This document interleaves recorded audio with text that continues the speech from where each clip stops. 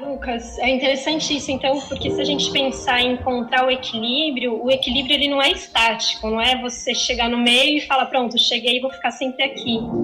Porque se tudo é movimento, a gente sempre vai passar por esse movimento de crescimento, de um ápice, de um decaimento, né? Eu imagino que o equilíbrio é estar em movimento, e não você parar e tentar encontrar esse meio, não?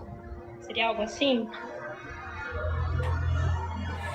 É muito legal isso que a Elisa falou, porque ela nos remete à base do nosso estudo de como ter saúde. Vou dividir isso que a Elisa falou em 2 momentos, então. Um momento, é o que a Elisa falou, é perfeito.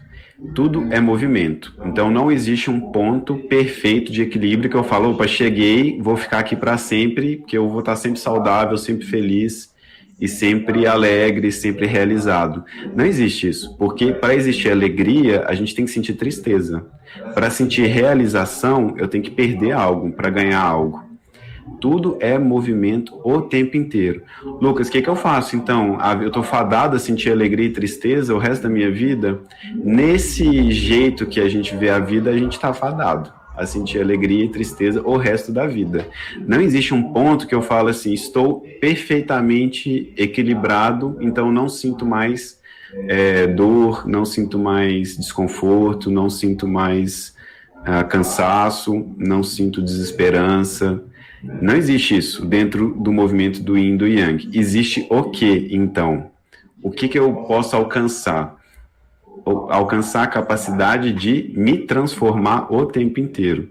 Porque aí não tem problema eu perder coisas, não tem problema eu não compreender o que está acontecendo, não tem problema eu não ter o controle sobre o que está acontecendo, não tem problema eu, por exemplo, sentir tristeza.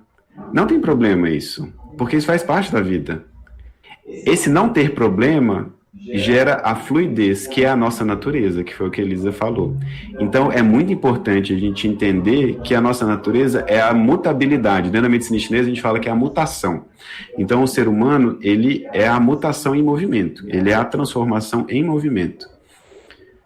Nesse estado de transformação, tudo está certo. Tristeza e alegria está certo. Dor e não dor, né? Tá certo. Contração e relaxamento, tá certo também. Tá tudo certo. É movimento.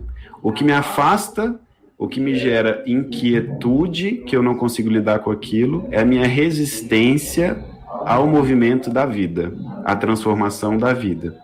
Olha que bonito isso, né? Então, quando a gente estiver tratando nosso paciente, estiver tratando as pessoas, a gente vai estar olhando para elas como o quê? Como seres em movimento. A gente pode ser flexível, a gente pode ser dinâmico. E nesse dinamismo, nessa flexibilidade, a gente encontra a nossa natureza mutável. Só que a gente tem um exemplo, uma ponderação muito importante. Isso a gente está falando de Yin e Yang. Só que antes de existir o Yin e o Yang, ou seja, tudo na vida, existia aquilo que não é a vida, ou aquilo que surgiu, aquilo que deu origem à vida, que a gente pode chamar de Deus aqui. Dentro da medicina chinesa, a gente chama de Tao, ou aquilo que não tem nome, aquilo que não pode ser nomeado. O ser humano, como um reflexo disso, e como tudo que foi criado é reflexo disso que criou, ou desse Deus, nós também somos Deus, então. Algo em nós é permanente. Algo em nós não muda nunca. Algo em nós é completamente estável. Algo em nós é imperturbável. Algo em nós deu origem a tudo isso. Não pode ser isso. Ou seja, esse vai e vem, essa mutabilidade, essa transformação, essa doença, essa alegria, essa tristeza. Sabe essa coisa que a gente fica vivendo como ser humano o tempo inteiro? Vai para um lado, vai para outro, tá bem, não tá bem, separou, casou, mudou de casa, emprego novo, emprego antigo. Sabe esse vai e vem da vida toda? Isso é Yin e Yang. Só que algo em nós não é Yin nem é Yang. É algo que deu origem a tudo isso. E aí é muito importante a gente reconhecer esse processo, reconhecer essa natureza de que Deus não muda, ou existe uma ideia por trás de tudo, existe um impulso primordial em nós, é um ponto de paz. Aí não existe conflito. Como se faz isso?